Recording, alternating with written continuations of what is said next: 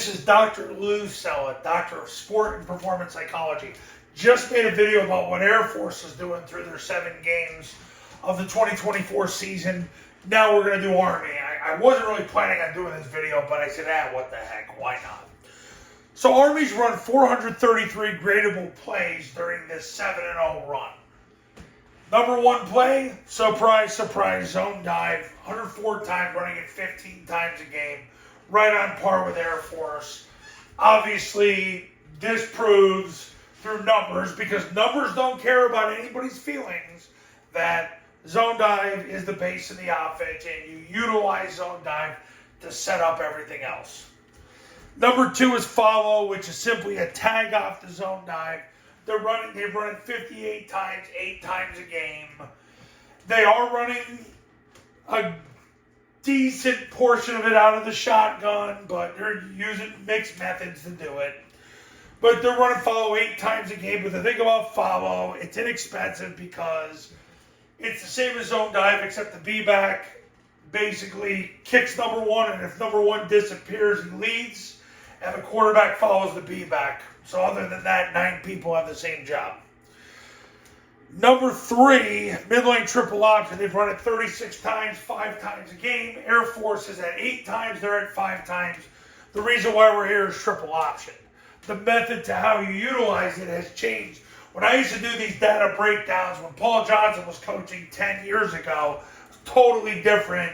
But now, basically, we're in an era where zone dive sets up Midline Triple Option, and frankly, it's made my life and my clients' lives a lot easier.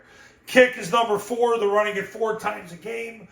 Easy to run because it's a tag off the zone dive. You change the third guy in the surface, his job, the A-back's job, the B-back's job, and the quarterback's job. But you keep the blocking the same for everybody else, and that's number 4. You still got your triple team here, your triple team here. You got your way to read right here.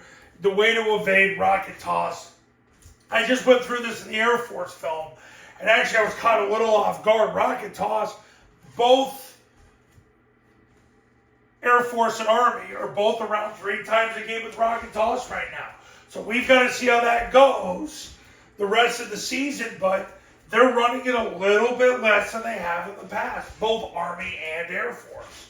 So overall, those of you who go, well, Dr. Sella, you told us only run a play if Army and Air Force are running it 4 times a game. Yeah. So you could say, can we eliminate rocket toss from the offense? Well, the data says yeah. So how do you beat the blitz? Well, that's a great question. There's likely other ways to do it, but ultimately, that's always been the way to beat the blitz the last 20 years. And there have been years that rocket toss has been around 3.5 times a game in that area. We'll see how it goes throughout the end of the year, but rocket toss is number 5 right now. So that's what Army's doing. Those are their top 5 concepts. Right now, it's zone dive, mid-triple, and the 2 tags off the zone dive. That's what they're doing right now. They're 7-0. A lot to be said for that. We'll see how they do. They play Air Force next Saturday. Then they got 2 tough games in a row, North Texas and Notre Dame. We'll see what they're all about at that point. And then they've got Texas, San Antonio, and then they finish with that other academy in December. So there you go. All right. You got the info. Matt doesn't care about anybody's feelings, including mine. We'll talk soon.